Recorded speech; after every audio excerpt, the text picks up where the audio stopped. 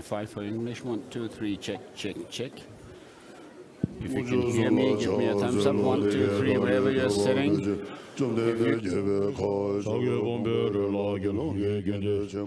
Chanjo Zembe Gende Chenbo Da Taji Da Chomde De Samo Nawa Shija Ye Shuje Namja Ye Dengen Zela Nyamba Shuzo Ya De Se Chanjo Zemba Zemba Zembo Pava Chere Ze Wanjo Shira Ye Bari Do Shiva Samo Cheba Nyela Namba Dashi Pumba Ngabo De Dala Ya Ranjin Ye Tongwa Namba Da Tene Sanji Ye Tuyo Sada Demba Shere Chanjo Zemba Zemba Zembo Pava Chere Ze Wanjo La Dige Chembe Zori Shiraje Pare Do Chimba Sambe Cheba Cheba Deba De Labraja Dige Cheme Bada Chanjo Samba Samba Chemba Baba Chere Ze Wanjo Ge Sada Share Do De Bada Dige Cheme Zo Share Bo Rige Bo Rige Bo Bo Kala Da Shiraje Pare Do Chimba Sambe Cheba Cheba Deba De Dila Naba Dawa Chade Pumba Ngaba Dila La Ya Rashige Tamba Yanda Ba Jesu Tawo Su Tamba O Tamba Ni Sule Tongpa Ni Shema Ye Tongpa Ni Le Jia Su Shema Ye No Di Jin Do Tso Da Du Shi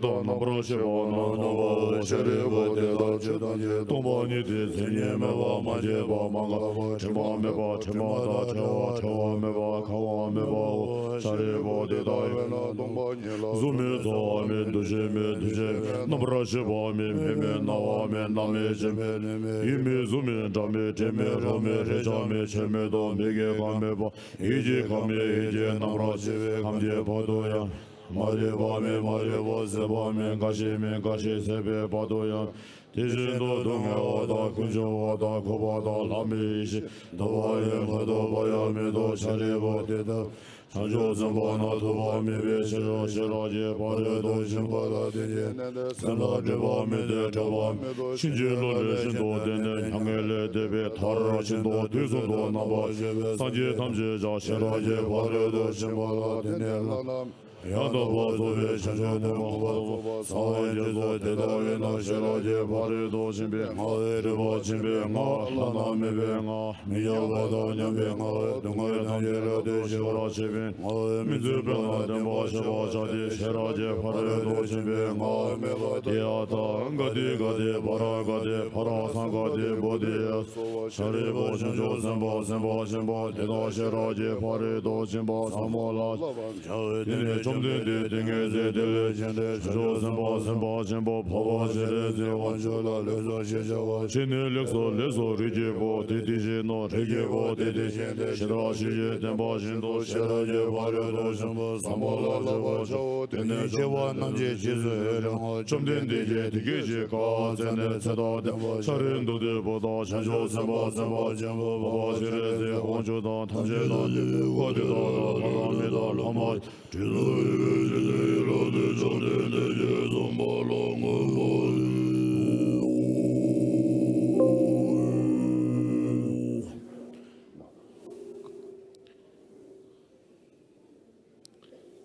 And by going utterly beyond error, they will reach the end of nirvana. All the Buddhas too, who abided 3 times, attained full awakening or find themselves perfect enlightenment by relying on this profound perfection of wisdom.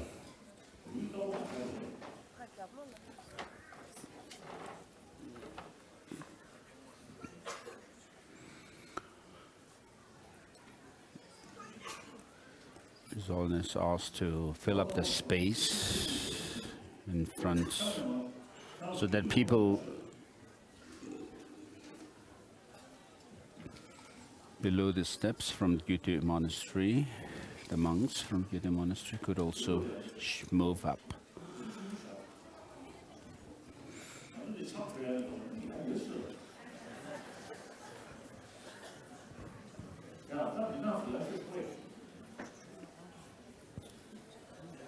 So everybody is asked to shift up.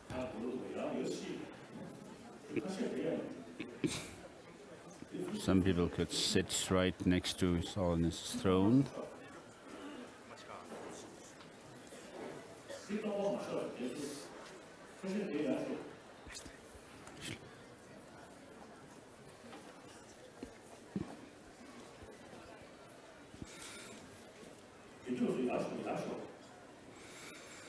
and it's a perfect enlightenment by relying on this profound perfection of wisdom. Therefore, one should know that the mantra of the perfection of wisdom, the mantra of great knowledge, the unexalted mantra, the mantra equal to the unequal, the mantra that quells all suffering is true because it is not deceptive. The mantra of the perfection of wisdom is proclaimed that Jataka, Paragat, Parasamgata, Bodhi, Swaha, Shriputa, the Bodhisattva, the great beings should train in the perfection of wisdom in this way.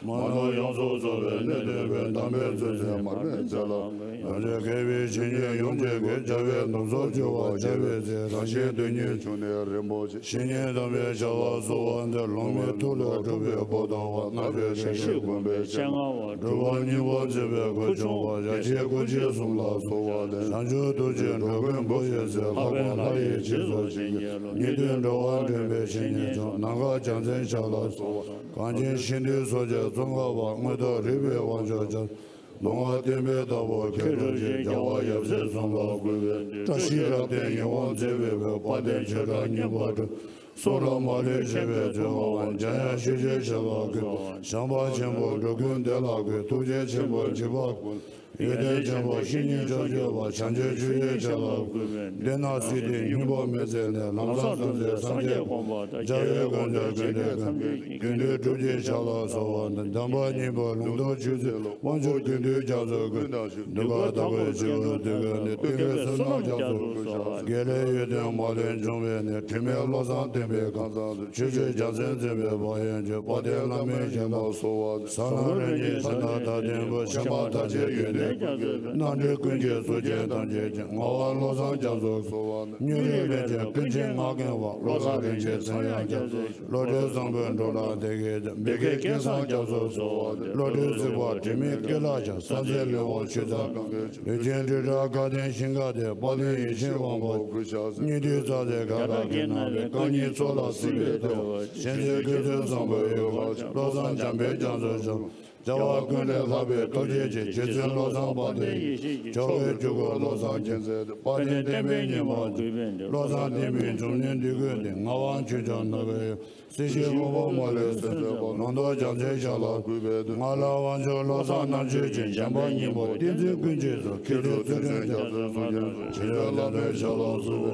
Ngage wanjo kazan namlezo Yanzo teme seje Kiri dinzi janje sugeje Jezun labe shala sube Lozan jagun dibi pedeji Teson chuge dayan dhokwa Sheja male duje chembebe Tembe wanjo chembo Ngawan lozan tembe kanzan zing Ome jansen zelam Chera sama tuje le Tene jazun gala Ngawan lo tenke zan towande Jashen yaje suje Jira zazan wanjo shogun Namba jebe dala Lo tenke za bezan jebe Toten seze chuje nimoje Gele rodo namba jebe Sumen chuzun lama sowande Ngake wanjo lozan Zige jawa jazo kandenge Sezo wanjo Sumba mebe dela sowane Namde jibe longdo Zembe tene yodon bawayi Jime kunjen lazaz Cheche wanjo jembozo Kanjo soro kunla tabime Gizan taban dibe Zebe jebe tabi Sanje chinyen lalaja Shazo kunde lama doi Kola gadu jiji Jiji lama doi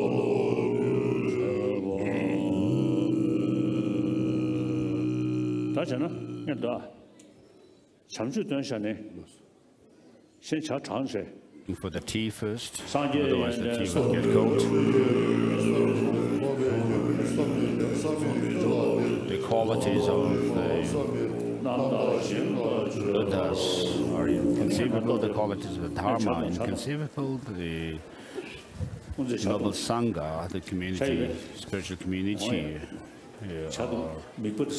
inconceivable. So take the tea first and clear your throat and then lead the chanting.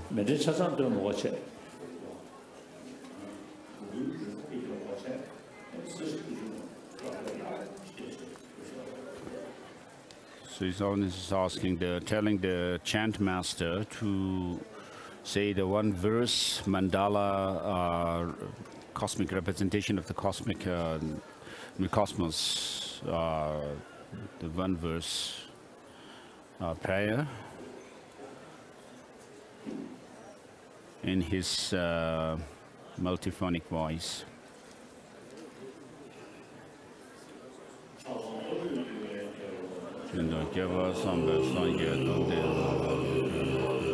This is blessing for the sweetened rice ceremony, which is given on ceremonies, special ceremony of days.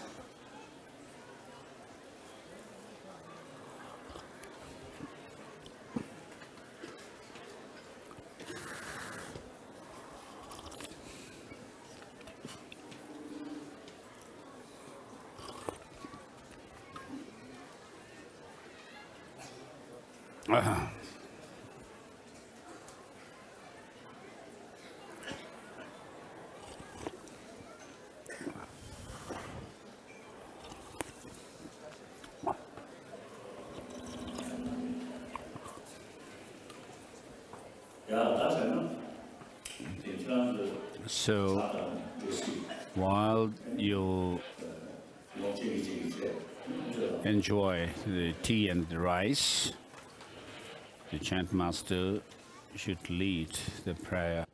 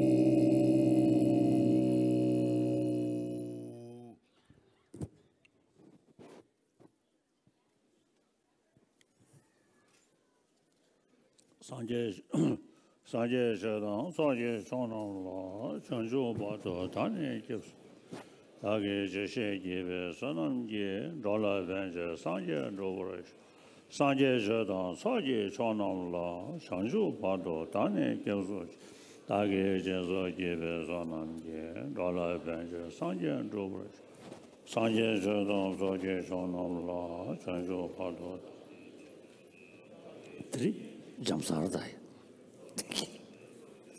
Through the collections of merit and wisdom, by giving and so forth, may I become a Buddha to benefit all sentient beings. I seek refuge in the Buddha, Dharma, and Sangha until I'm enlightened. Through the collections of merit and wisdom, by giving and so forth, may I become a Buddha to benefit all sentient beings.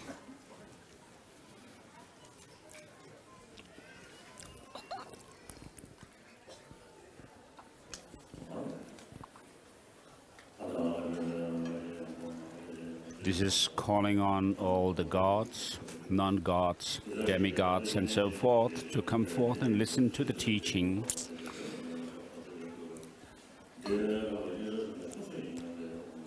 There's nothing greater to listen to than the holy, the sacred Dharma, the sublime Dharma. This is nectar to hear to your ears, and it is the medicine that cures the disease of the three mental afflictions. I pay homage to the Gautama, who, moved by his compassion, taught this sacred Dharma to rid us of all distorted views. So today, this is the month of the miracles, as it's called, and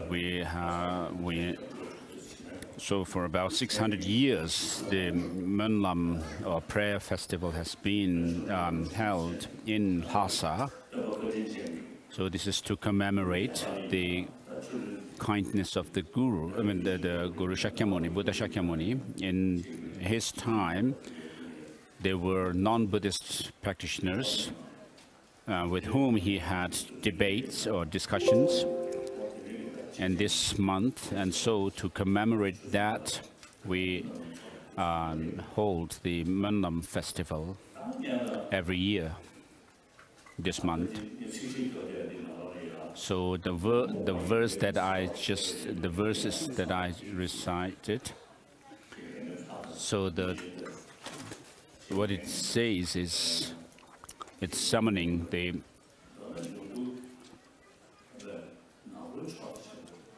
so everyone, all the gods and so forth on the side of light or darkness, want happiness, and the root of happiness lies in your mind.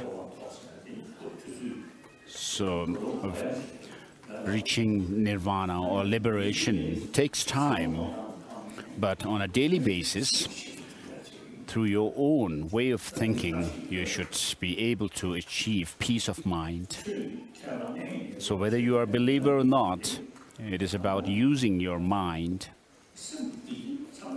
So everyone wants happiness, whether you are a believer or a non-believer. Even birds and animals, when there are no immediate danger, they really remain relaxed and peacefully. So fear, anger, and suspicion make us unhappy.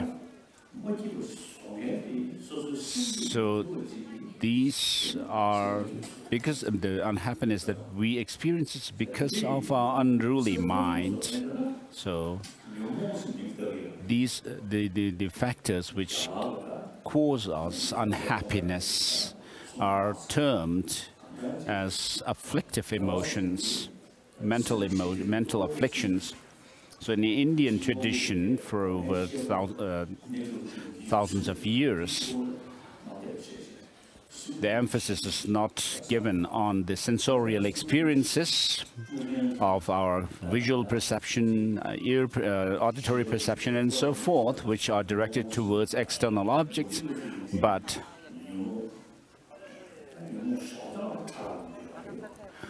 they have recognized mental afflictions, although there are degrees of subtlety in between the traditions like Buddhism and non-Buddhist traditions of India. So the experiences that we have, which as soon as they arise, as soon as they happen to us, cause us to lose our peace of mind, are termed as mental afflictions. And so these mental afflictions, these faults of our mind, are dispelled. And so the way it is done is not by some blessing of the Buddha, but the Buddha himself has said, the sages do not wash away the sins of beings, nor do they remove their suffering with their hands, nor do they shift their own realization to others, but by showing reality as it is, they lead beings to nirvana or liberation. And so this is what the Buddha says. The sages do not wash away the sins of beings, nor do they remove their suffering with their hands, nor do they shift their realization to others. So how do the Buddhas help sentient beings? Is by showing the reality as it is and lead them to liberation. So suffering comes because of our unruly mind, this undisciplined, uncontrolled mind.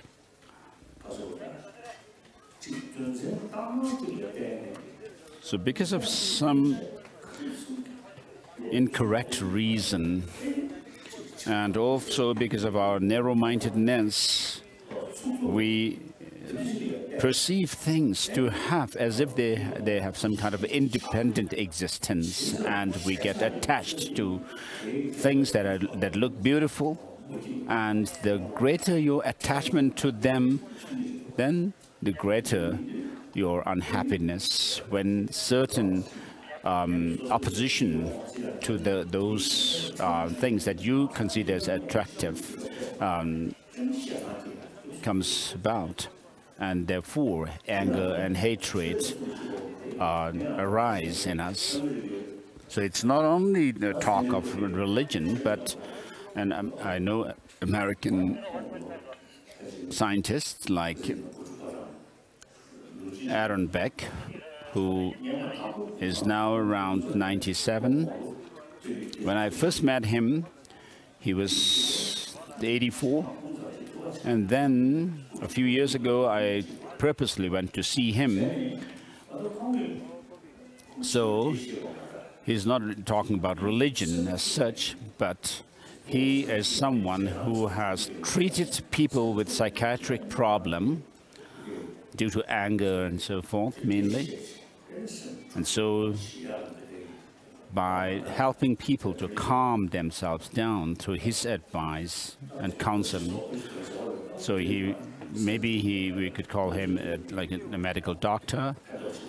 So he was helping such people with psychiatric problems for several decades. And so from his experience, he concluded that when someone becomes angry at somebody or something, that person or the object looks absolutely negative. But when you closely look at the object, this negativeness that you see in the object, 90% of it is our own mental projection. In reality, the object at which you are angry is not that bad and negative. So in Buddhism also, Master Nagarjuna says, elimination of karma and delusions, there is liberation. And karma and delusions, or karma and mental afflictions arise due to our conceptual exaggeration. And he also says attachment, anger, and ignorance arise through our misconception. And this misconception, which exaggerates things, which sees things that are beautiful as absolutely beautiful, that things that are unattractive as absolutely unattractive, but these are mental projections. So the scientists are also paying attention to these explanations in Buddhism about psychology, and also in science there is quantum physics, which is a new concept that arose in the West. And according to quantum physics, they say that nothing exists objectively. Of course, they are talking about matter. So when you break down material things into their smallest particles, smallest constituent factors, they say that nothing whatever could be found as being this or that. So form and so forth. So the scientists, even though they focus on material things, they say that if they are, first, if they have a very strong conviction that things do not have any objective existence, not just on an intellectual knowledge level, but real and on an experiential level, then because of their understanding and their conviction that things have no objective existence, they don't see things in black and white, in terms of black and white. So Buddhism also, which teaches that things are dependently originated, teaches that the teaching of the Buddha cures the disease of mental afflictions, and the process of overcoming these mental afflictions is by understanding reality, as I already quoted the Buddha saying that the sages teach reality as it is to lead beings to liberation. So Buddha himself didn't give teaching right away after becoming enlightened. He remained in the forest, and he said that this profound, peaceful, unfabricated, clear light, uncompounded phenomena, which is like a nectar.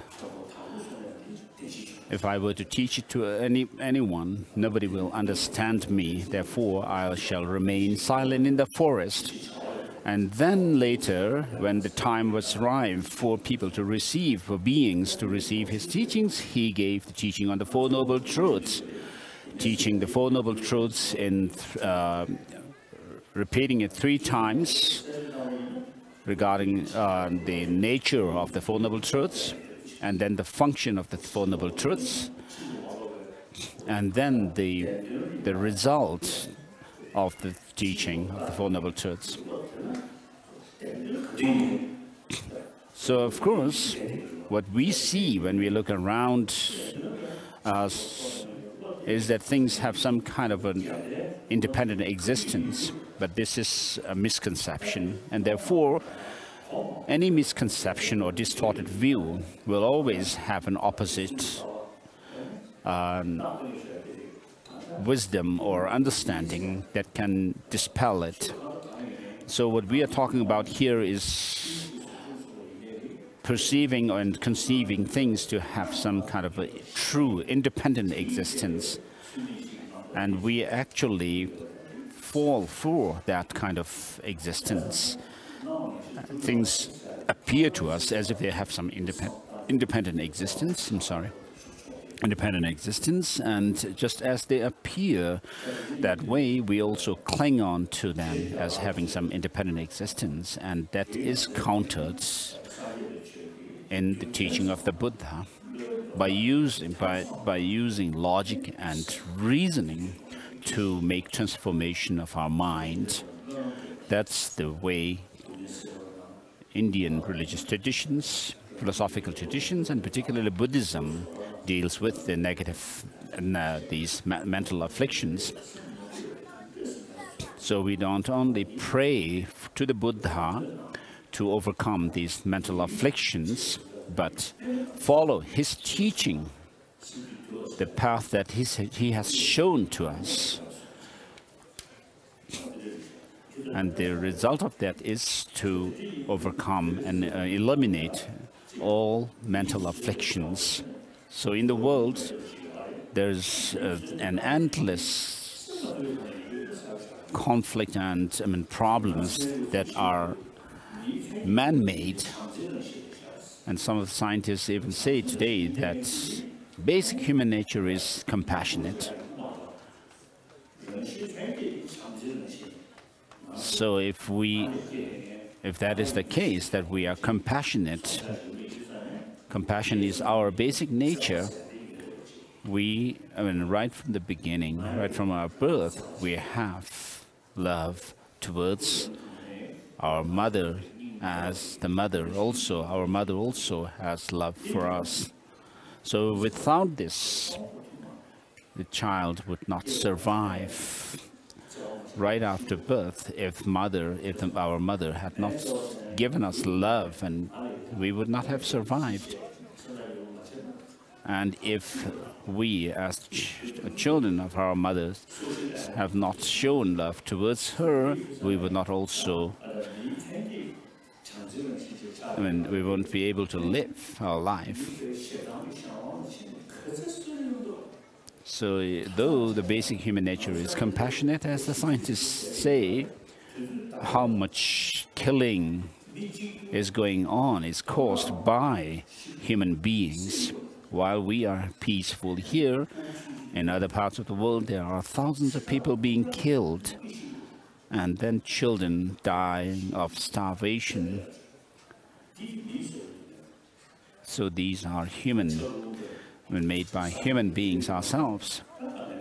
Of course, natural disasters such as earthquake and storms and so forth could kill people, but we can't do much. But when it's the case that human beings are killing other human beings, this is something imaginable. So this happens because we are not paying good attention to our basic good quality of love and compassion, but we are more or less carried away by the external glamorous things, the glamour. And so although all the 7 billion people on earth want happiness, but still there are people who cause suffering to others. Whether you are a believer or not, or whether you're following any religion, we should be able to see the faults of our attachment, anger, and so forth, and try to develop the good qualities. As I usually say, everywhere in the world, people are paying attention to education, but the so-called modern education is more or less oriented towards material progress and development. And so we need to introduce in this modern educational system the teaching about our secular ethics, which has been practiced in India for thousands of years, and the Constitution of India is also based on secularity. So which is to say that it respects all religions as well as those without religion. So this is very relevant to today's world, the secular ethics principle. because more than 1 billion people on earth are without religion, religious faith.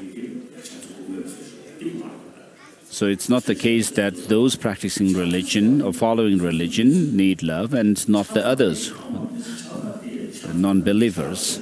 But everyone needs love. So while we are alive, if we could live in love and compassion, it would be very good for our health as well. And so it is very important to understand that the teaching of the Buddha is to rid us of, it's to cure the disease of the mental afflictions.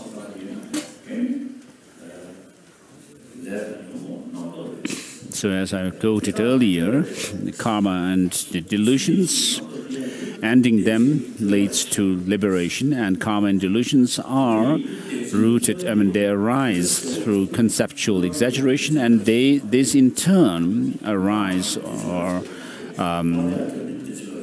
from grasping at true existence in things, independent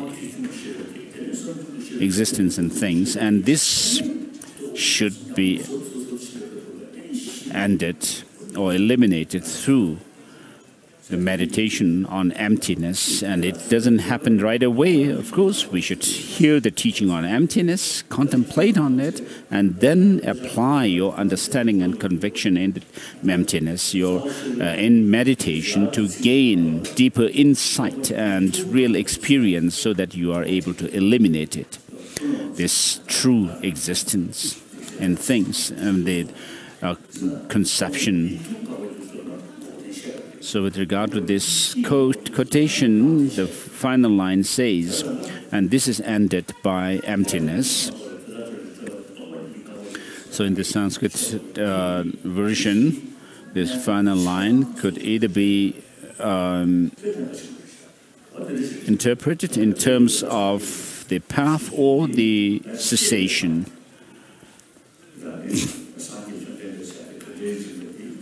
So as follower of Buddhism, we need to know who the Buddha is. It's not enough just to say that the Buddha is someone who has these physical features with the 32 minor and 80 major and 80 minor marks and so forth, but you need to really understand his teaching well, without any bias, whereby you would be attached to one's own tradition and averse towards those of other traditions. But the more you delve into the teaching of the Buddha through logic and reasoning, it'll become more clear that it is scientific. It can go on par with science. But I do not say that Buddhism is the best religion in the world. Whether Buddhism or any other religion is the best or not depends on individuals. So if a religion is suitable to some individual, that religion is the best one for them. The Buddha himself, when he gave the teachings, he gave teachings to different disciples with different dispositions. The first teaching of the Four Noble Truths were given to certain beings, certain disciples, and then the teachings on the second teachings of the second turning of the wheel of Dharma were given to different disciples, and then the third turning of the wheel also were given. And so the first teaching of the Buddha teaches a more coarser level of understanding of selflessness, whereas the second turning of the second sermon gives teaching on the subtle selflessness of a person. And the third turning of the wheel of Dharma, the Buddha gave certain interpretations of his first two teachings, and then says that those of dependent nature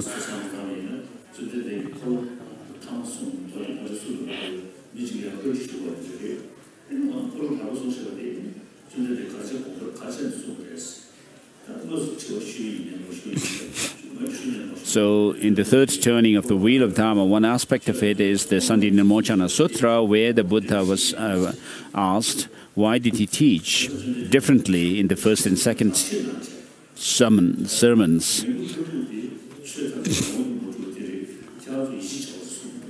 So the Buddha gave the answer accordingly. So Buddha didn't impose or force his final teaching of emptiness to all his disciples. Therefore, we have to understand that the Buddha gave the different teachings according to different mental dispositions of his disciples. And therefore, we cannot say that Buddhism is the best religion in the world. And we should also understand that the other religion, except the other religions to be beneficial to their own followers. So in our secular schools, in the past, we had teachers who were called religious instructors, but some years ago, I suggested that we should not call them a religious instructor as such, because religion is something that is common, but Buddhism has its own unique philosophical understanding, philosophical teachings, and therefore we should, I suggested to change the name to philosophy teacher. So in philosophical terms, we have different concepts in the different religious traditions. So the teaching of the Buddha is about checking your mind. And therefore, in the teaching of the Buddha, there are lots of teachings on psychology. And when we talk about psychology, we are talking about transforming our mind. And this transformation is brought about through an analysis and investigation into the teaching by using logic. And therefore, by using logic and reasoning, we would be able to actually pierce through the faults of our mental afflictions. As I had said earlier, when you are very angry at something or somebody, the thing is, or the person is seen absolutely negative, but that distortion is seen through when you are able to look at these mental afflictions through reason and logic. And therefore, I've been saying that psychology should be part of our, as an academic subject, not just a religious one. In the school systems, of course, we have physical exercises, the physical training as one of the subjects for physical health, and then we are told that such and such things are helpful to our body, and such substances are bad for our health, and so forth. And so, just as we do pay attention to physical hygiene, we need also to pay attention to mental hygiene by seeing what kind of states of mind gives us peace of mind, and what are those factors which arouse these negative emotions in us. And so psychology should be part of our school curriculum. Emotional hygiene of emotion should be part of our curriculum. We do not need to talk about past and future lives or nirvana and so forth, but in this very life, to reduce our anger and so forth, and to create a more peaceful world, we need to include or introduce this hygiene of emotions. So when it comes to transforming our emotions, we find more information and techniques in the Indian systems of thought than the others. For example, the Judeo-Christian traditions emphasize more on faith in the Creator God. Whereas in India, of course, there were theistic religions and also non-theistic religions. And the Indian traditions talk about life after life. So psychology is quite a prevalent subject in the Indian traditional thoughts.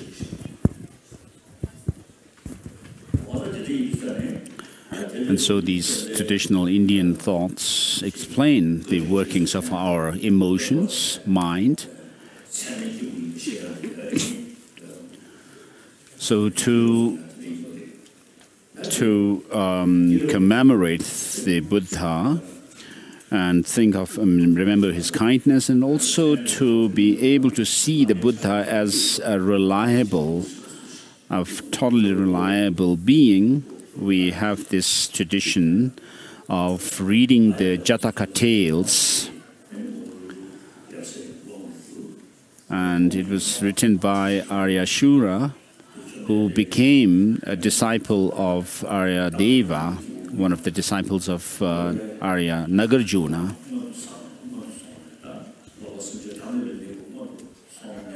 So the Jataka tales tell us the stories of the Buddha when he was a trainee on the path to enlightenment, through which he became totally, fully enlightened. So for many lifetimes, having practiced love, compassion, and so forth, he became finally enlightened.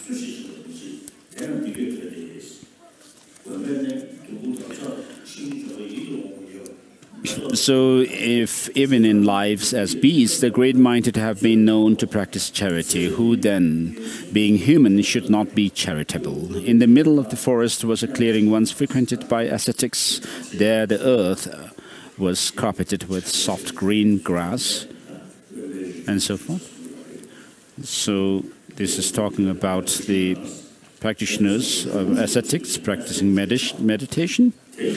In this forest, the Bodhisattva lived as a hare or a rabbit, an animal that shone with such goodness, such vigor, such strength and beauty that all the other animals in the forest looked to him as their king, none fearing him, none causing him fear, satisfying his needs by simple blades of grass, wearing his own fur on the ascetic's garment.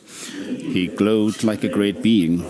Everything he thought, everything he spoke, everything he did was motivated by a friendliness of compassion or love, so pure and simple that even those beasts, usually given to wickedness, became his students and friends.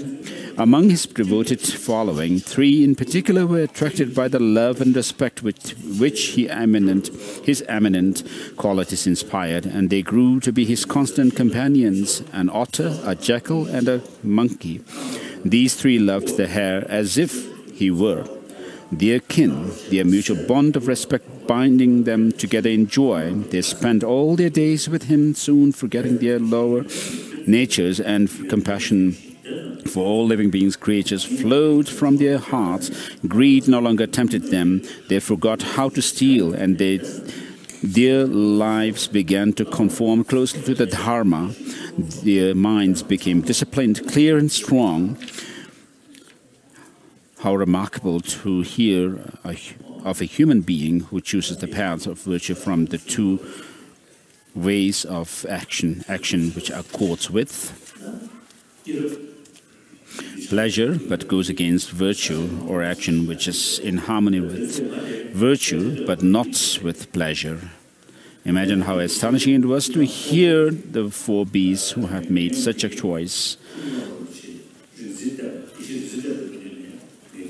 So I'll leave the teaching on the Jataka tale here, and then I wish to switch to the other text, in praise of the Buddha for teaching dependent origination, which I received the transmission of from the Kinori master Rinzin Tempa.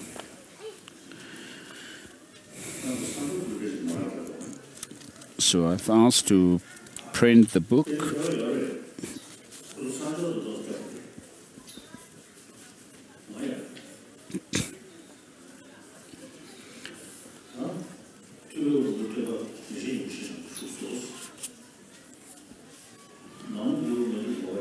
So it begins with a homage to Manjushri in Sanskrit, Namo Guru Manjugoshaya.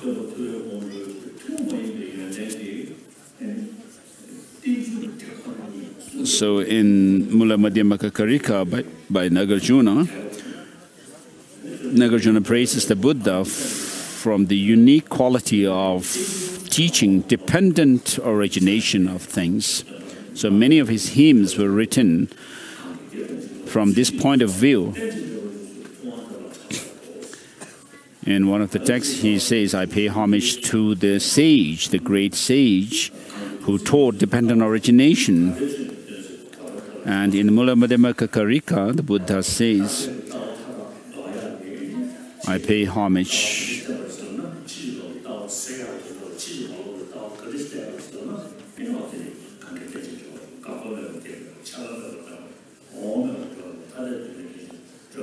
So he pays homage to the Buddha in Mula Madhyamaka Karika for teaching dependent origination, which is devoid of or absent of the 8 extremes of arising, ceasing, and so forth. And so this text begins with a homage to the Buddha by saying, he who speaks on the basis of seeing, making him the knower and exalt, and who teaches this, making him the teacher and exalt. I bow to you, O conqueror, you who saw dependent origination and taught. And so, by seeing reality as it is, precisely as it is, and thereby making us able to completely destroy all the mental afflictions which are rooted in this grasping at true independent existence and things, and make us reach the goal of enlightenment. So all the traditions of Tibet, such as the Mahamudra and the Great Perfection and so forth, emphasize the nature of the mind itself. And the mind is seen as not having in its intrinsic nature those of the mental afflictions. And in the teaching of the perfection of wisdom, emptiness is taught in great detail. And then in the third turning of the wheel of Dharma, the Buddha gave teaching on Buddha nature. And so the second turning, which is the turning of the teaching of the Panchaparamita, the perfection of wisdom, teaches the object clear light, whereas the third turning of the wheel, such as the teachings of Tathagata Garbha, the essence of the Tathagata, teaches the subjective clear light, which is the mind, the subtle mind that is used to realize emptiness. So the mind's basic nature is clear light or luminous.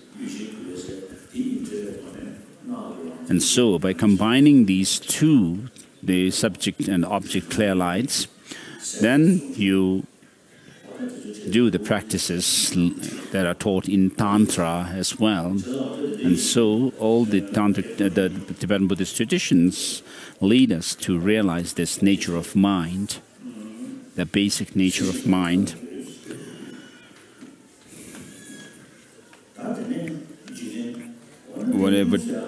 So with regard to dependent origination of things, Why is it so important to understand this reality?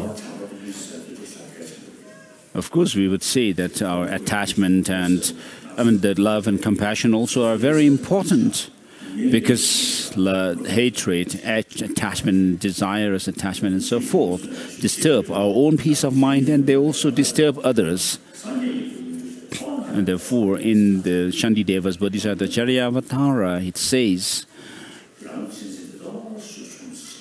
if you're not able to exchange your own happiness and joy with the suffering of others, leave alone reaching Buddhahood, even in this life, in samsara, you will not be happy.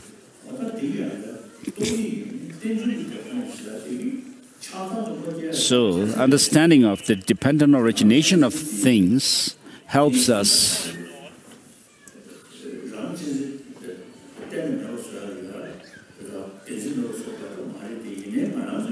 to rid us of the selfish attitude, self-cherishing attitude as well. And this self-cherishing attitude and that of the grasping at true existence go hand in hand and causes ruin, causes us ruin.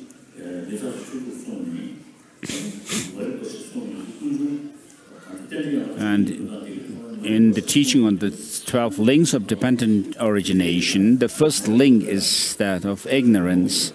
And there are different degrees of ignorance in terms of its subtlety. And there is the ignorance of law of causality, and also the ignorance about how things are really. So we have different kinds of ignorance. But the subtle ignorance is that ignorance which holds on to things having some kind of independent, objective existence, just as they do appear to us, as if they have that kind of existence. And due to this ignorance, the exaggerated outlook on things being attractive, extremely attractive, or unattractive arise. This exaggeration arises in us, and then that gives rise to the rest of the mental afflictions. And therefore, understanding dependent origination, so these two words, dependent, dependence means that things are relied on others, and therefore they are devoid of any independent existence. So quantum physics also says this. And then origination means that things are dependent on others. So these two words, it shows the conventionality of things. So dependence get rid of, or that of the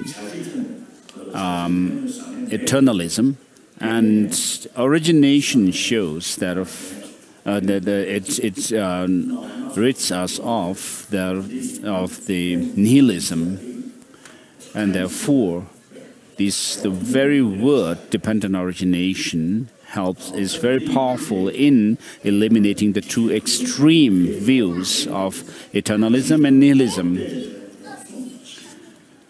And therefore, whatever degeneration there is in the world, the root of all these is ignorance. You taught that it is dependent origination, the seeing of which will undo this ignorance.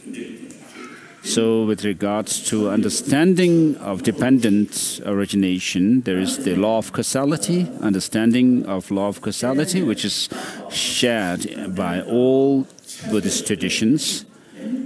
And then there is dependence in terms of a whole, the parts being dependent on a whole, and a whole dependent on its parts.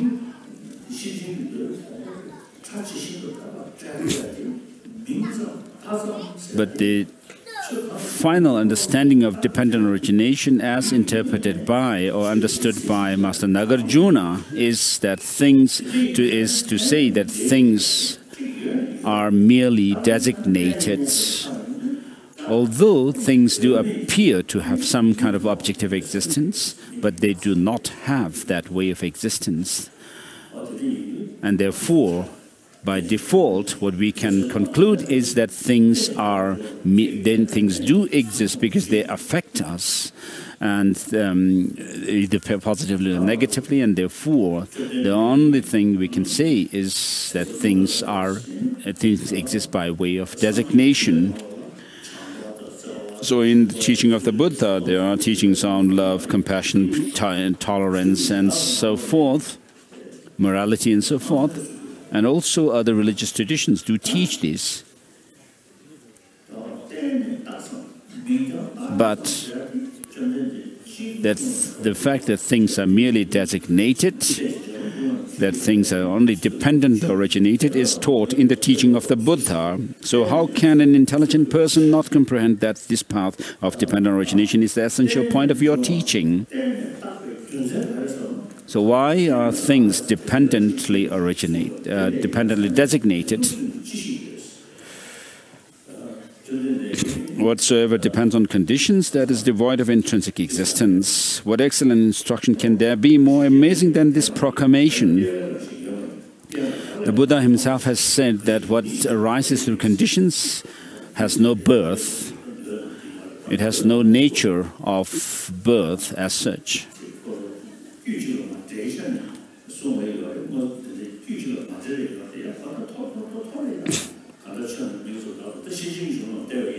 So if you look at the teaching of the Buddha, there are lots of teachings on which teach that things have no intrinsic inherent existence as such. In many of the teachings, whether they are scattered or not.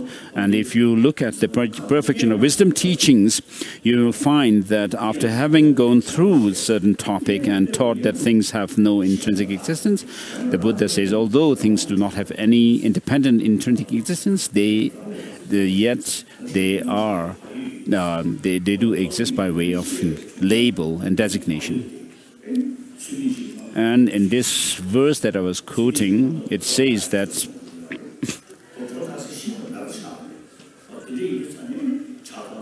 what arises through conditions has no birth, it has no essence of birth.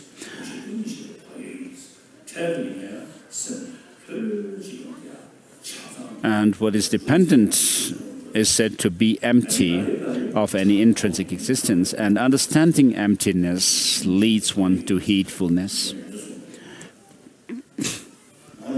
And so this is what it is referring to, this verse number 5.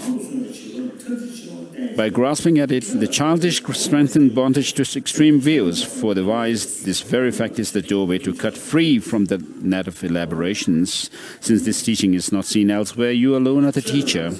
Like calling a fox and lion for a tirthika, it would be a word of flattery. So when we talk about something that gives a cause, it is given the name cause because it gives rise to some result or effect. So there are those philosophical schools which say that things arise through their own specific causes, and therefore they are not confused. And therefore they use the reason that things have their discrete or specific causes that give rise to their effects, to say that things have some kind of intrinsic or objective existence.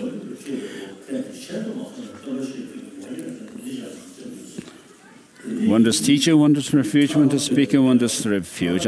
Savior, I pay homage to that teacher who taught well dependent origination to help heal sentient beings. O benefactor, you have taught the peerless reason to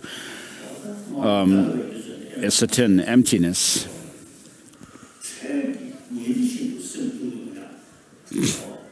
So the Buddha is addressed as the wondrous teacher. and wondrous refuge.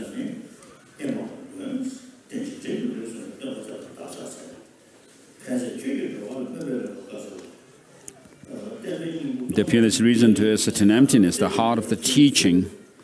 This way of dependent origination, those who perceive it as contradictory or unestablished, how can they comprehend your system?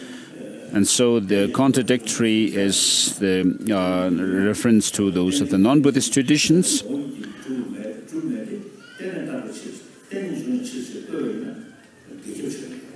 So for them to say that things do not have any independent existence because they are dependent is to say that things have no essential existence because they are dependent is a contradictory reason. And then for certain other traditions, this kind of reasoning is said to be unestablished reason. For you, when one sees emptiness in terms of meaning of dependent origination, then being devoid of intrinsic existence and possessing valid functions do not contradict. Whereas when one sees the opposite, since there can be no function in emptiness, nor emptiness in what has functions, one falls into the dreadful abyss you maintain. So when you are able to understand that things are dependently originated well, then you will see how things are empty. And emptiness here refers to being devoid of or any independent objective existence. And so, when you are able to see dependent origination of things very clearly and precisely, you'll be able to gain insight into emptiness. And when you see or understand emptiness well, this will in turn complement your understanding of the conventionalities of things. So the greater that the deeper your understanding grows, to say that things are devoid of any intrinsic existence, the measure of its being, the right understanding is that your understanding and your conviction in the functionalities of the conventional phenomena also deepens. Therefore, in your teaching, seeing dependent origination is hailed. So Master Nagarjuna says, if things were to have any independent existence, then it should become clearer the more you analyze it. In the world, we would also say that, oh, this person is so strong that he doesn't need to rely on any other person. Whereas if you see someone who has to rely on others, you won't say the person is independent as such. So if things were to be independently existent, then effects or results would not rely or depend on their causes. So the result and the cause are mutually dependent. Because there is a result that would arise, we would call something a cause. And that's cause, because it gives rise to, because the results also arise on the basis of the independent cause. It is dependent on, the results are dependent on the cause as well. So if the results were independently existent, then they would also exist at the time of their cause. So if that were the case, then we would have to also say that action, the agent, and the acted upon object, and so forth, are not dependent on one another. So action, there is an action because of an actor, and an actor because of the action, and so forth. And so whatever there is, we could say that everything is, all of them things are dependently arisen. The non-contingent is like a sky flower, hence there is nothing that is not dependent. If things exist through their essence, their dependence on causes and conditions therefore their existence is a contradiction. Therefore, since no phenomena exists other than origination through dependence, no phenomena exists other than being devoid of intrinsic existence. You taught, because intrinsic nature cannot be negated, if phenomena possess some intrinsic nature, nirvana would become impossible and elaborations would not cease. You taught, therefore, you could challenge. Who could challenge you? You who proclaim with lion's roar in the assembly of learned ones repeatedly that everything is utterly free of intrinsic nature, that there is no intrinsic existence at all, and that all functions as this arising independent on that. What need is there to say that these two converge without conflict? It is through the reason of dependent origination that one does not lean towards an extreme. That you have declared this excellently is the reason, O Savior, of your being an unexcelled teacher.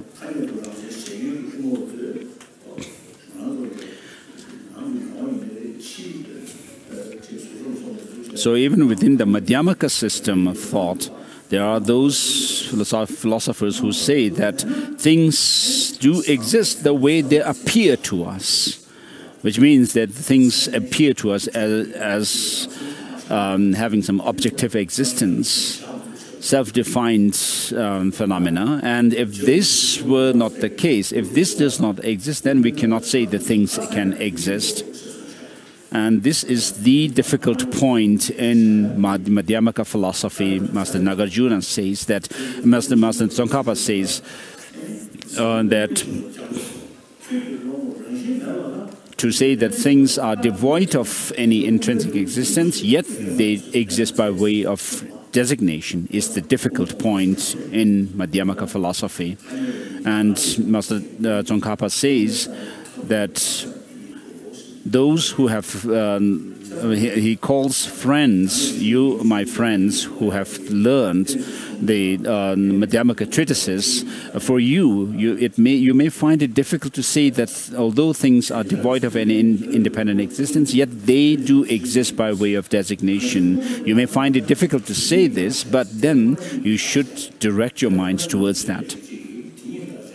It would be better for you to assert that. And Master Chandrakirti says that if we were to actually search for the identity of things and events and so forth, within themselves nothing whatever could be found as being this and that.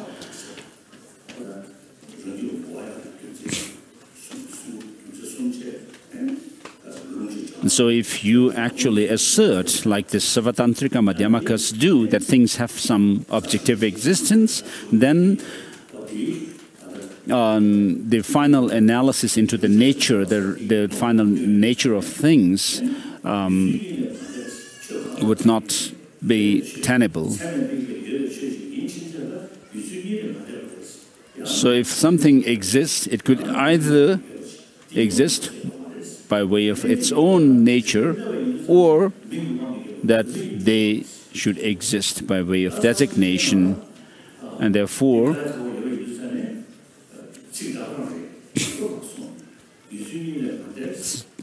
in the ocean of reasoning, which is a commentary to Madhyamaka Karika, so since these are the two ways things could exist, since the first way of existence cannot be tenable, therefore, by default, things could only exist by way of designation, and therefore you should direct your mind towards that understanding.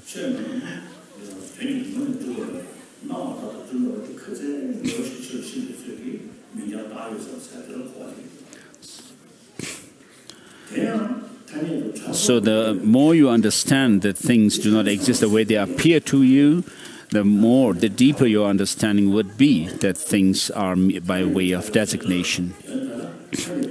And the measure of something being conventionally existence is that it is not undermined or contradicted by another valid cognition of conventional phenomena, and that it is not contradicted also by the analysis into the reality of things.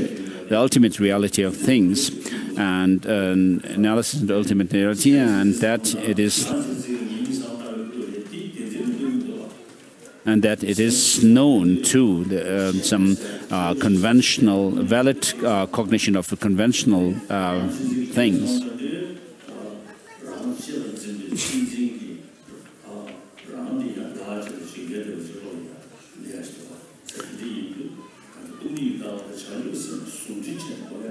So we need to counter both the self-cherishing attitude by which we actually hold ourselves more important than others and do all kinds of things to benefit oneself, and then also we need to oneself alone, and to counter this we need to develop cherishing others, and then we also need to develop this wisdom realizing emptiness and combine these two to transform our mind.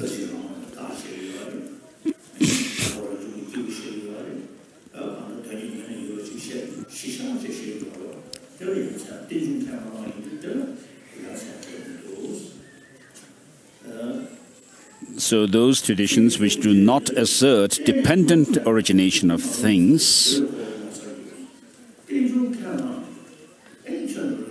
and they who assert permanence in things, and then a permanent or soul and so forth,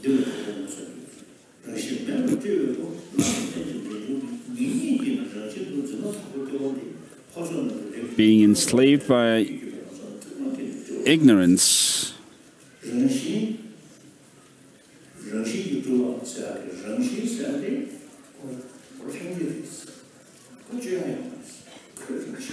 so if things were to be independently existence, if independent existence is the nature of things, then it cannot be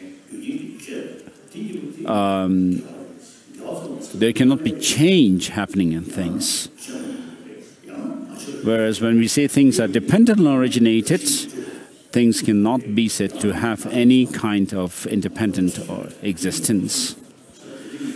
So these are the two ways in which things could exist: intrinsic nature, uncreated, and non-contingent, dependent origination, contingent and created. How can these two converge upon a single basis without contradiction? Therefore, whatever originates dependently, though primordially free of intrinsic existence, appears as if it does possess intrinsic existence. So you taught all this to be illusion-like. The 7th Dalai Lama says that at the crossroad of the 6 different perceptions, the appearances, there is this hazy, dualistic appearance. But do not think that things have some independent existence, and look at the nature of emptiness. There is this deception at this crossroad of the perceptions, and do not hold on to them having any independent true existence, but look at their emptiness nature. And so when you do this meditation on emptiness, what happens is when your mind is absorbed, gets absorbed in emptiness, all the dualistic appearances of things disappear from your view. Like the cloud in the sky of an autumn sky dissipates into the sky. So in the Madhyamaka Karikapa Nagarjuna, there are lots of debates from the realists to the Madhyamakas, saying that if things were to have no intrinsic existence, then we cannot assert causality and so forth. And then Nagarjuna in his response says that you have not understood. When you say this, you have not. It shows that you have not understood the purpose of emptiness, the nature of emptiness. So the purpose of emptiness is to be able to destroy all objectification in things. So, because unless you are able to do that, you would be left with some kind of objective view of things. And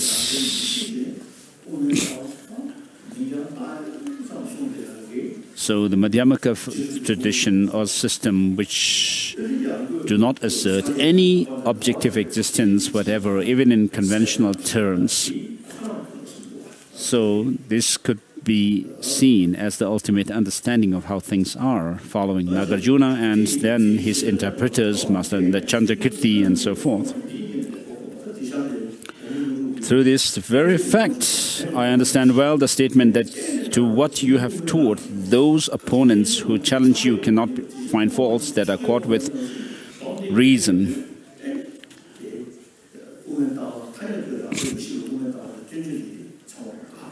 So all the objections to the Madhyamaka system of philosophical thought, or which assert that things have no intrinsic existence, whatever, can be dissolved by understanding that things, when we say that things are dependent, that they are devoid of any independent existence. So whatever is dependently arisen is said to be empty, and so forth, as Nagarjuna says. So according to Master Dharmakirti, because the Buddha is reliable in terms of the main objective of his teaching, the goal that his teaching leads to, when in terms of that he is the reliable.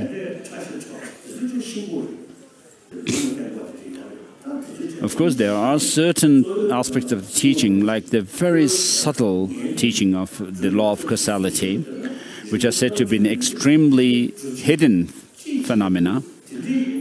But because there are reasons to prove the other teachings,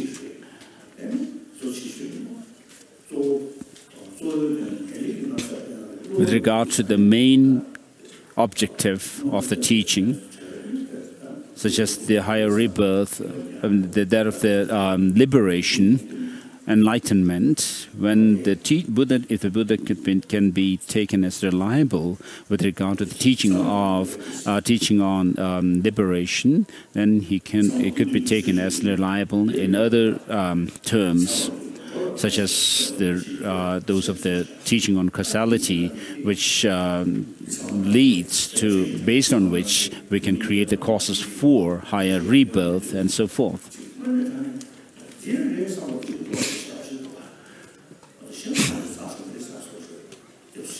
So when you look at these teachings, I mean, you will really find them to corroborate with reality and your experience.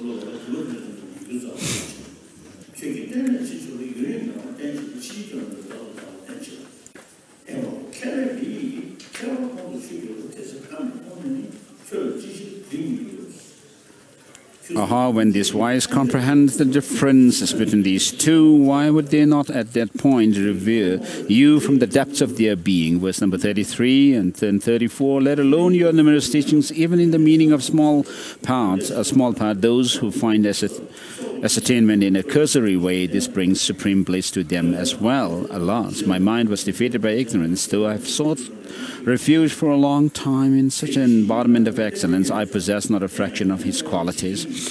Nonetheless, before the stream of this life flowing towards death has come to cease, that I have found slight faith in you, even this I think is fortunate. Among teachers, the teacher of Tibetan origination, among wisdom, the knowledge of Tibetan origination, you who are the most excellent like the kings in the world, know this perfectly well, not others. All that you have taught proceeds by way of Tibetan origination. That too is done for the sake of nirvana. You have no deeds that do not bring peace.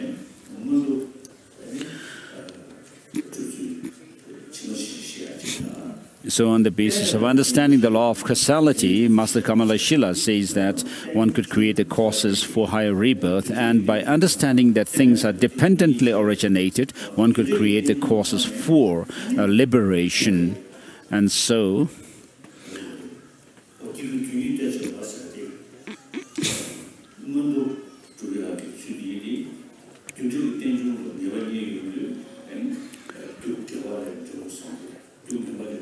alas, your teaching is such, in whosoever's ears it falls, they all attain peace. So, who would not be honored to uphold your teaching?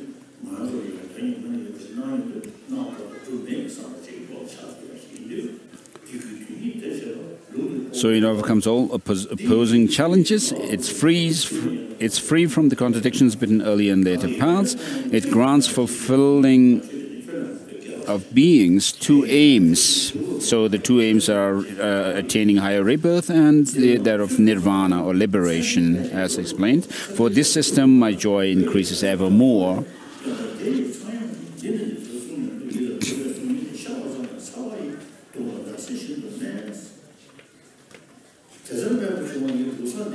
Verse number 44 and 45 done. 46. This excellent system, most marvelous. Some individual who are not so learned have entangled it in utter confusion, just like the entangled Bhavadza grass. So there are those Indian Buddhist philosophers who relied on the Sandhi Nirmojana Sutra to understand that of the teaching of the Buddha, the second turning, and so forth. And because of the differences in their philosophical understanding within Buddhism, there are the four schools of philosophy, such as those of the Vaibhashikas, Sautrantikas, Chittamatra, and Madhyamakas. And within the Madhyamakas and Sautrantikas and the Chittamatras, there are those following reason and following scripture. And within those of the Madhyamakas, there are those Madhyamakas, two groups of Madhyamaka. One which assert that things have some intrinsic objective existence, and the other which deny any or reject any objective existence in things.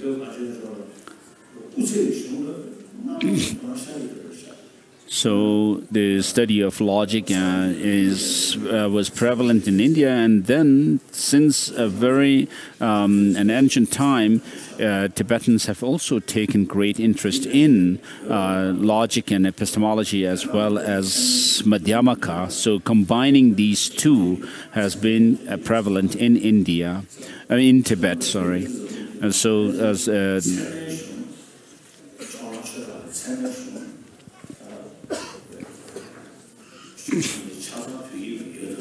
so the Indian treatises on, the Buddhist treatises on logic and epistemology are translated in Tibetan.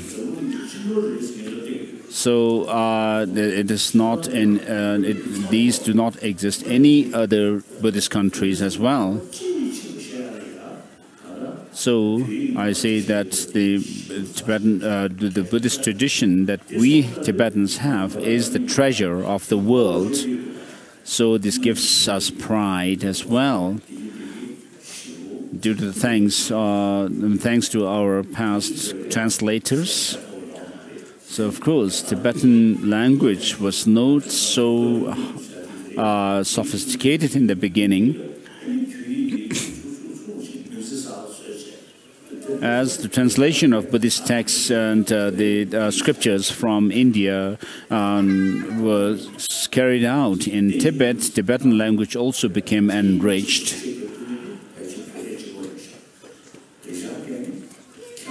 So the Sanskrit tradition that existed in India, today Tibetan language is the only language which can explain this tradition of Buddhism. Not Chinese, not Vietnamese or Japanese and Korean and so forth, although they do follow the same Nalanda tradition that we have. The 300 volumes of Kanjur and Tenjur, the translated words of the Buddha, and its exegetical treatises by Indian masters are very precious. So the Kanjur and Tenjur actually has spread all over Tibet, has covered the entire land of Tibet, the three provinces of Utsang, Kham, and Dome. So not only the 3 provinces of Tibet, but also the adjacent lands like Ladakh, Arunachal, the Mon, and then Mongolia and so forth are also covered by this literature of Kanjur and Tenjur. So during the time of the ancient Tibetan kings, the entire Tibetan land was united, but later the Tibetan nation became fragmented. But even then, the 3 provinces remained united on the basis of this Kanjur and Tenjur. So it's very important that we need to be harmonious, all the 3 provinces of Tibet, friendly and harmonious. And so during the ancient times, Tibet became very powerful and remained united, but then it became fragmented later.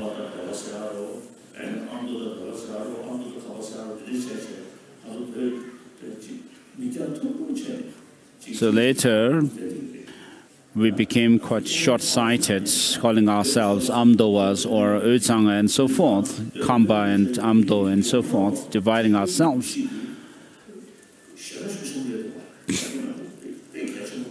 So it's very important to remind ourselves of being one people, whatever may happen to us, good or bad, in good or bad times.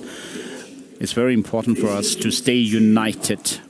And then the religious traditions in India, there were the Sanskrit and Pali traditions of Buddhism.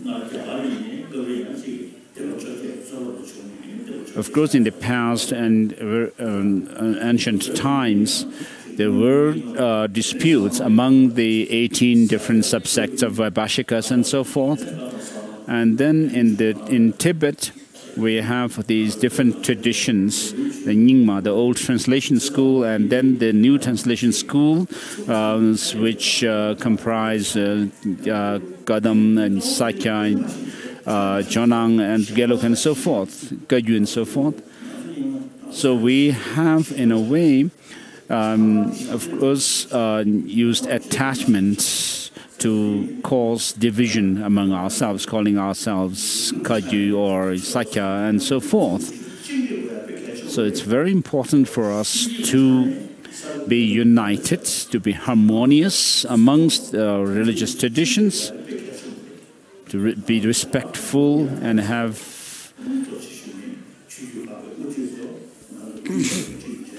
like a mixing of milk and water where they become one. So it's very important for us to be harmonious. In Tibet, there were people remained rather distant from each other. But in exile, we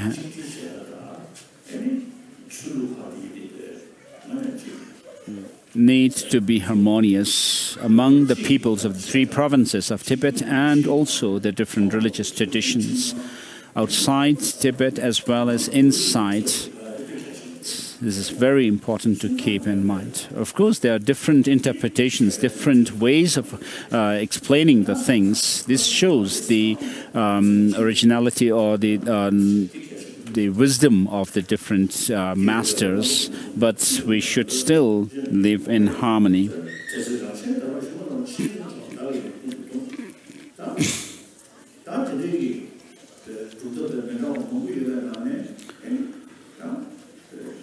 Seeing this situation, I strove with a multitude of efforts to follow after the learned ones and sought your intention again and again.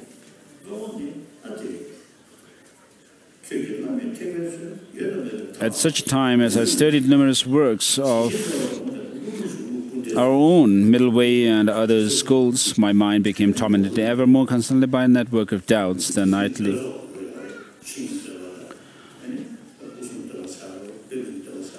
So there are different hymns written by Master Nagarjuna.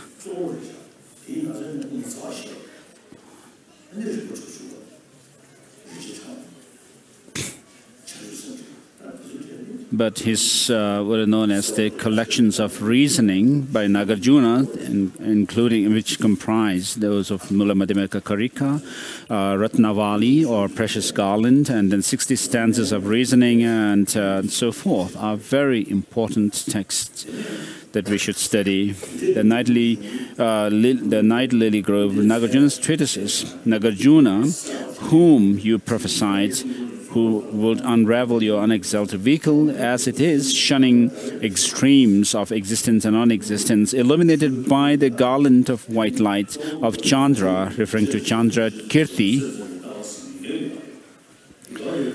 well-uttered insights. Chandra, whose standless wisdom orb is full, who glides freely across scripture's space. So, of course, before Master Nagarjuna, the interpreters came, they were those of the Chittamatra philosophy and the philosophers.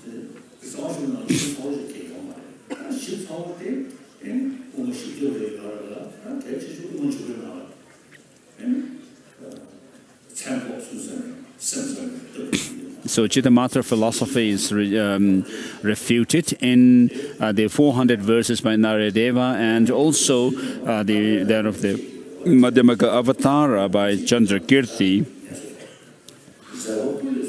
who dispels the darkness of extremist hearts and outshines the constellations of false speakers. When through your through my teacher's kindness, I saw this, my mind found a rest at last.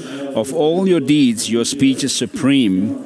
So, of course, we have this tradition of building statues and stupas and so forth. So one time I was in Revalsar, where they had built a huge statue of Guru Padmasambhava, and I was invited to consecrate it. And due to the kindness or thanks to Master Padmasambhava, the Tibetan king Tsongkhapa was able to establish Buddhism on the Tibetan soil firmly, and also,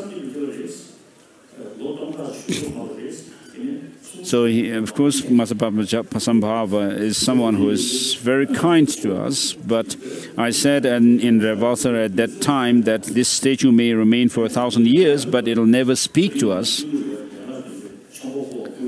And then in our seven-limb prayer, we make the request to the Buddhas and Bodhisattvas to turn the wheel of Dharma, in other words, to give teachings.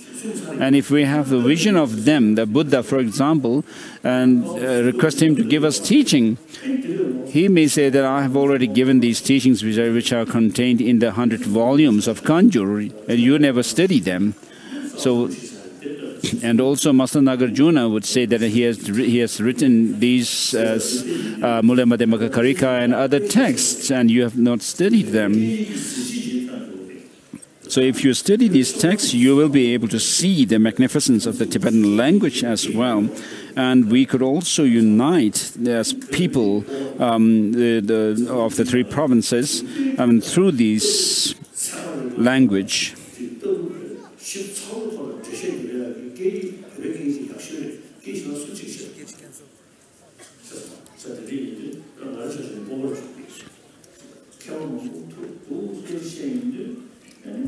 So having met with many different scholars and practitioners, so I was a very lazy person, of course, therefore I'm not very educated. But whatever I have learned in this tradition of the Buddhist tradition that we have, I feel proud that as an academic subject, it is something which is very useful. And in terms of spiritual transformation, our tradition is very, very beneficial. And so, of course, when I listen to quantum physicists explaining that things have no objective existence and so forth, I really feel that, of course, this is very similar to the Chittamatra view that which says that things have no external existence.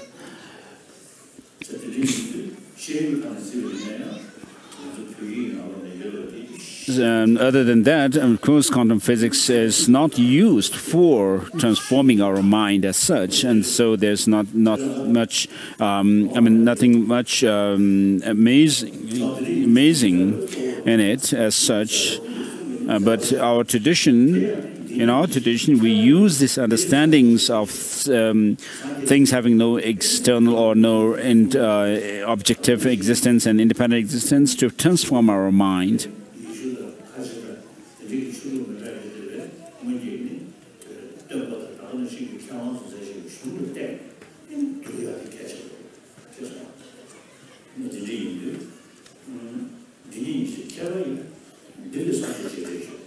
Within that too, it is the very speech. So the wise should remember the Buddha through this, the teaching of Tibetan origination. Following such a teacher and having become a renunciate, so Master Tsongkhapa, the author of this text, was born in Amdo, the northeastern part of Tibet, and then around when he was about 16 or so, he moved to central part of Tibet, and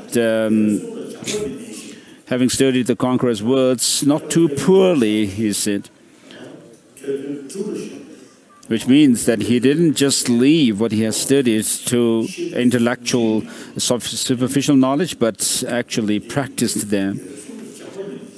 This monk who strives in the yogic practices, such is the depth of his reverence to the great seer. So we should also follow in his footsteps.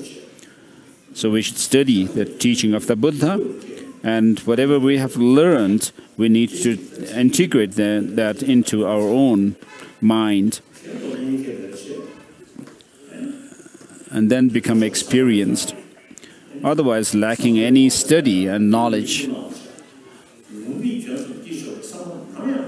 As Sagala, the Arahat Sagala says that the monks and nuns should not just be contented with their robes, but they should actually engage in the study and practice of the teaching of the Buddha. So, in other words, you should not divorce study, reflection and meditation from one another. You should combine them and become a true follower of the Buddha, and thereby become someone who is able to contribute to this flourishing of the teaching of the Buddha. There are those of the people who come to this kind of teachings from people from other religious backgrounds, traditional religious backgrounds. To you, I always say that it's important to keep to your own religious tradition while you may be able to, you should also study the teaching of the Buddha. And today, it's very important for us to have harmony amongst the religious traditions. In Syria and the Middle East, we have killing between the Shia and Sunni. Both are followers of the same teacher and the same tradition, Islam. This is very unfortunate. And then in Burma, Buddhists have killed and tortured those of the Muslims. And so religions have the message to transform our mind. So this very teaching to transform our mind, if it's used to cause more problem to others, that's very unfortunate. It's like turning a medicine into a poison.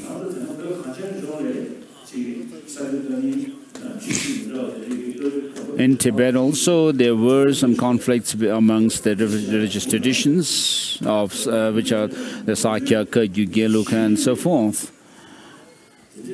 So these are unnecessary. We need to see that these are backwards or are drawbacks.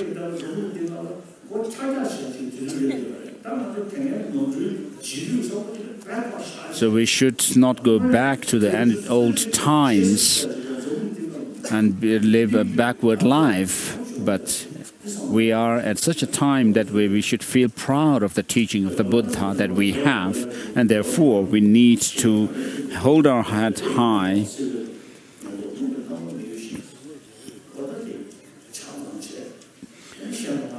Since this is due to the teacher's kindness, I have met with the teaching and so forth, and may the teaching of this beneficent one till the world's end be unshaken by the winds of evil thoughts. May it always be filled with those who find conviction in the teacher by understanding the teaching's true nature.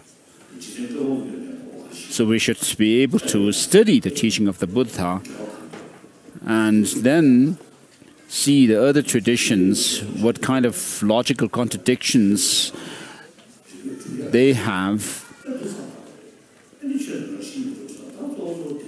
And so the main teaching is that things have no independent existence, that things are dependently originated. That should be understood. May I never falter, even for an instant, to uphold the excellent way of the sage, which illuminates the principle of divine origination through my all births, even giving away my body and life. May I spend day and night carefully reflecting by what means can I enhance the teaching achieved by the Supreme Savior through the strenuous efforts over countless eons. As I strive in this with pure intentions, may Brahma, Indra, and the world's guardians and protectors such as Mahakala unswervingly always assist me.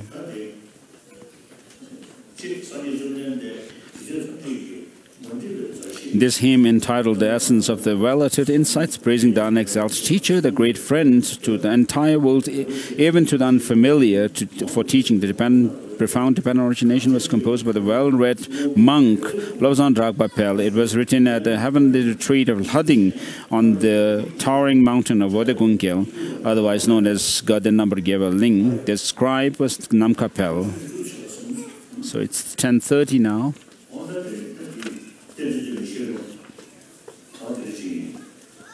So this is teaching on the praise to the Buddha for teaching Tibetan origination. And we are commemorating the Buddha this time. The Buddha, who was a unique teacher in teaching that that of dependent origination. And so, through understanding this, we should develop faith in the teacher himself as well.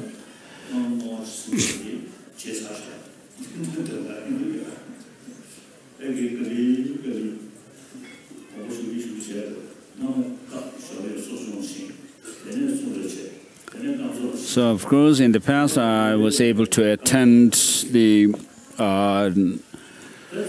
bi-monthly confession of monks, and then it seems that as time passes by, I am taking leave from the different engagements one by one. This morning I didn't attend the bi-monthly confession, and now, although I did memorize those of the prayers of dedication that are said at the end of this kind of ceremony, I won't be able to say this.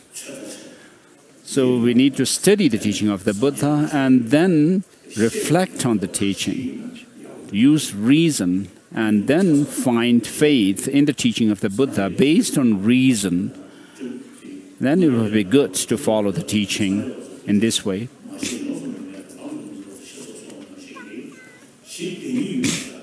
So the teaching of the Buddha should be introduced through teaching on the two truths, the conventional and ultimate truth, and then on the basis of that, expand on the Four Noble Truths, and then those of the teachings on the Three Jewels and so forth. So we should follow the pattern of those of sharp faculty, who use reason rather than mere faith to follow the teaching of the Buddha. So if we could actually imbibe this in ourselves, then I think the teaching of the Buddha would remain for a longer time, and I usually say this in public, that if we follow the teaching of the Buddha on the pattern of those of dull faculty or who base themselves more on faith rather than reason, then I don't know how long the teaching of the Buddha may survive.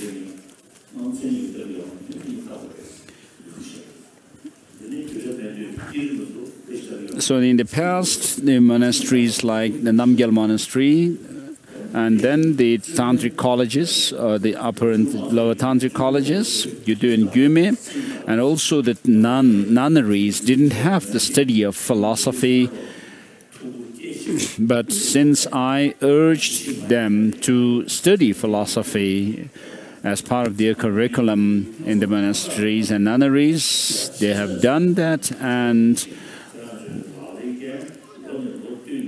for years now, you have really studied philosophy, taken up the study of philosophy, and this is a very good example to the future generation, and I would like to thank you. What is the basis of the teaching of the Buddha and the progression along the path and the resultant and the result are, we should understand. I usually say that Buddhism is a very scientific religion. I do respect all the religious traditions, but the religion that can go in parallel with the science, modern science, is Buddhism, especially the Nalanda tradition. And then I also call myself a scientist.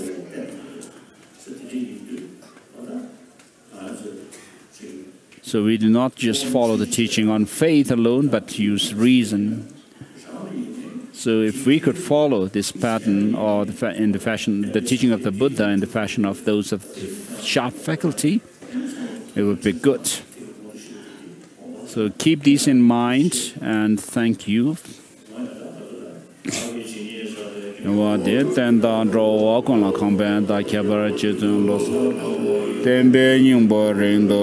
This is prayer of dedication.